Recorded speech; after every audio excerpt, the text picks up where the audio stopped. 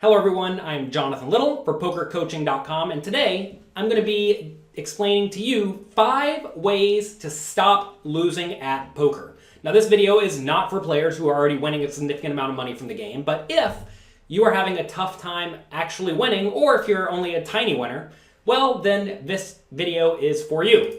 So step 1 is to develop self-awareness. It's well known that pretty much every poker player out there thinks that they are amazing, that they're the best, and a lot of people do play poker purely to stroke their own ego. But in reality, you have to understand that very often, if you are losing, you do not know what you are doing incorrectly.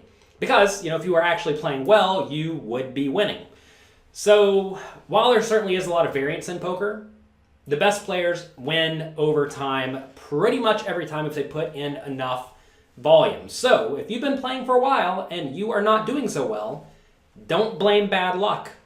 You have to understand that it is your fault that you are losing and you have to take responsibility. I know this is not what a lot of you want to hear, but it is absolutely the truth. And I want you all to succeed long term, and you do that by accepting that your actions have responsibility. And if you are playing poorly, you're going to lose, right?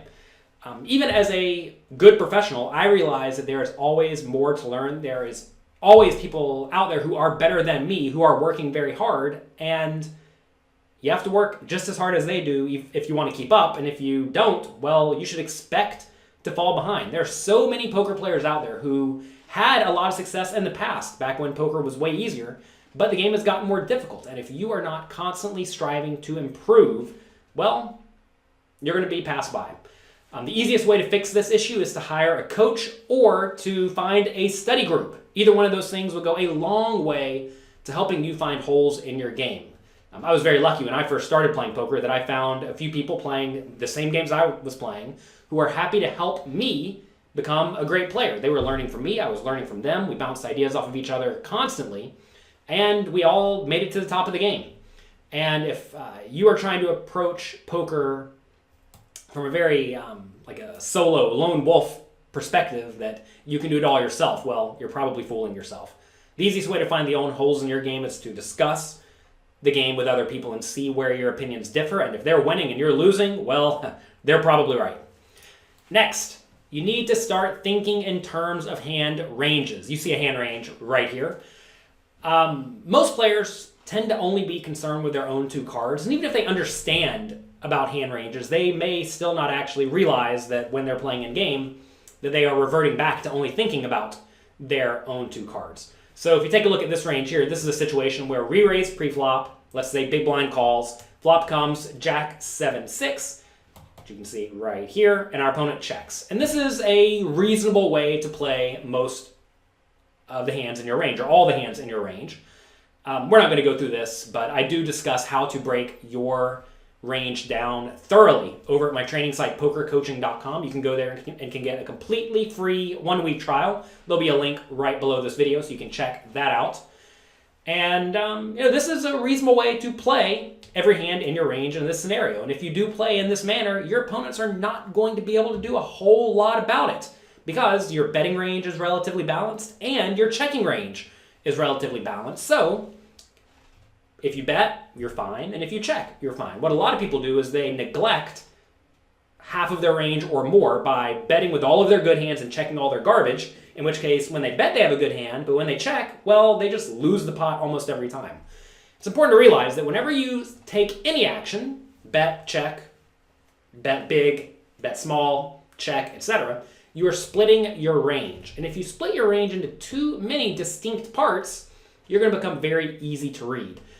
For example, in small stakes games, you'll find some players who raise to 3 big blinds with every hand, besides pocket jacks.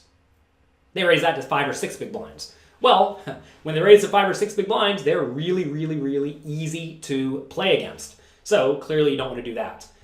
You definitely do want to strive to work hard to develop a fundamentally sound strategy, not because you're going to be using that all the time against everyone, but because that is a fantastic starting point to make it difficult for your opponents to play against you. So once you are well protected because your ranges are very strong and hard to exploit, that's when you can start adjusting to take advantage of your opponents. But first, you have to know how to play well. And that is exactly what I discuss over at pokercoaching.com. If you're enjoying this video, by the way, please click like, click subscribe, share this with your friends. That would go a long way to helping me help more poker players better their poker strategies, which will allow them to better their lives. Next, play reasonable ranges. If you play all sorts of junk, you should expect to lose. I just was the MC of a charity tournament here in New York City, and it seems like every time one or two pros out of the, one or two pros in the field makes the final table. And you may ask, how does this happen? Are they really that good? And, they certainly do play well, but they're playing reasonable ranges. I have all sorts of pre-flop hand charts in the tools section over at pokercoaching.com, so go there and get those. But if you're playing a button range, let's say, from under the gun +1, you're going to get destroyed because you're taking a very wide range and trying to play it against a lot of people yet to act at the table who could all have random hands. These ranges I've listed here are actually fairly loose, and if you're playing much looser than this, you are almost certainly playing way too many hands. Some hands that you'll see are very rarely played from positions earlier than the cutoff, or from the cutoff and earlier, are bad ace-x. Like if you're playing ace-5 offsuit from any position besides the button or big blind or small blind, you're probably making a mistake. Same thing for king 4 suited, right? That's a hand that you should almost never be playing unless you're on the button. Same thing with 10-9 offsuit or 9-8 offsuit or king 9 offsuit. These are all hands that look very, very attractive, but unless your opponents are incredibly weak, tight, and passive, it's just not profitable to play them. So you have to play fundamentally sound ranges, and the easiest way to beat small stakes players, which presumably you are having a difficult time beating if you are watching this video, is to just play better cards than they do. If you start off with a decent edge, well, the money's going to fall right into your lap. And again, you can get those charts over at pokercoaching.com in the tool section. Next, once you are playing fundamentally sound ranges and you know how to play well, you should start adjusting to your opponent's tendencies. When someone makes consistent mistakes, adjust to take advantage of those mistakes, right? For example, if someone bluffs way too often, let's just say every time you check, they bet. Well, you need to check and you need to be calling a lot, or maybe check raising a lot. But you certainly don't want to be folding a lot because they make money because you fold way too often. What if someone rarely bluffs? What if you're playing against a weak, tight player who literally never puts a chip in the pot without top pair or better? Well, fold it to those players unless you're getting great odds to try to outdraw them. Don't think that you should be trying to bluff someone who clearly has a very strong hand. A very clear example of this I was talking to a student about today is, say everyone folds to the player on the button who raises, and you are in the big blind with king 3 offsuit. That's a hand that a lot of people will defend for one big blind more, but actually the right play against most people, especially those who raise the button too wide, is to 3-bet, and 3-bet large. Having that king blocker will allow you to steal the pot a huge portion of the time, and when they do call, you're going to win it with a post-flop continuation bet. So that's a great spot to play just a very strong strategy against a button raiser with the junky blocker hands, but it would be horribly bad to do that against a tight player, because a tight player raising from the button may only have 20% of hands, and you certainly don't want to take king 3 offsuit against the top 20% of hands because you have almost no pre-flop fold equity. So it's very important to understand the right plays, but then know how to adjust them to whatever your opponents do wrong. And finally, you need to play in low rake games. The rake is the unseen killer of almost all poker players, and this is especially true in the small stakes games. For example, at 1-2 with a $6 rake every hand, which, I know is perhaps a little bit high because they don't rake every single hand for $6 in places like Las Vegas where it's something like $5 or $6 maximum. Maybe they take $4 on average. But anyway, if you play 30 hands each hour, which is normal, the casino takes $180 an hour, right? So if everyone has $200, all of the money gets raked away in 10 hours. I mean, think about that, right? It is so detrimental to think that all of the money gets raked away over a 10-hour session. That is a lot. And that is actually in a reasonable game. I know that some home games rake like $10 a hand, every single hand. Online, you may be playing 10 cent, 25 cent, and they may rake $1 per hand maximum or something like that. Anyway, you need to make sure that you are not paying lots of rake. And if you are paying an exorbitant amount of rake, you should expect to lose. There are a lot of home games where they take something like 5% uncapped rake. And that's also very, very difficult to beat. So you need to be aware that maybe you actually are playing decently well, but you're paying 12 big blinds per hour in rake. In which case, well, it's going to be very, very tough for you to be a winner. And if you do not have access to a game with a reasonable rake, understand that you don't have to play. I think a lot of people think they must play. And if the game's not beatable, you do not need to play.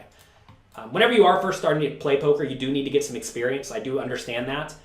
Playing online is a great way to go about getting experience. I have a video on YouTube discussing the sites that I think are ideal for Americans to play on, because I know there aren't many of them, but there are a few that are fine. But in general, you need to make sure you're not paying a huge rake. As the rate gets higher, it becomes more and more difficult to win at the game long term. Of course, anyone can have a winning session, but it's tough to beat a big rake. I've actually seen the books of a few games that are very highly raked, and almost no one wins. So make sure you are not paying a high rake if you want to have any chance to win long term. So that's it for today. You need to develop self-awareness, think in terms of hand ranges, play reasonable ranges, adjust your opponent's tendencies, and make sure you're playing in games that are beatable. Also, if you have not already, go to pokercoaching.com right now and sign up for a completely free 7-day trial. There we have over 400 interactive hand quizzes. We have over 30 coaching webinars where I go deep on specific situations. That's what the range chart was from, actually, in this video. We upload 4 new hand quizzes every week from myself, Alex Fitzgerald, Matt Affleck, or Evan Grips Jarvis. And it's a lot of fun. Also, I do live webinars where I go through and review your homework answers. Also, our students are having a huge amount of success. Here we see Ken Adams right here, who just won a tournament on his birthday, so congrats to Ken. We had a player win $1.3 million online recently. That's a heck of a win. Another player won a circuit ring, a World Series circuit ring, for about $200,000. So the students are having great success, and I am very confident you can too if you actually get in there and apply yourself. And I know a lot of people are trying to sell poker coaching videos and whatnot, but look, I'm happy to give it away to you for free because I want you to improve your poker skills and improve your life. So check it out. You have no reason not to. You can get that completely free trial over at pokercoaching.com. No credit cards required or anything. Go there, see if you like it. If you do, stay signed up. And if you don't, well, good luck to you. So that's going to be it for today. Hope you enjoyed this video. If you did, please click like and subscribe. Thank you very much. Have fun. Be nice to someone. And I'll talk to you next time.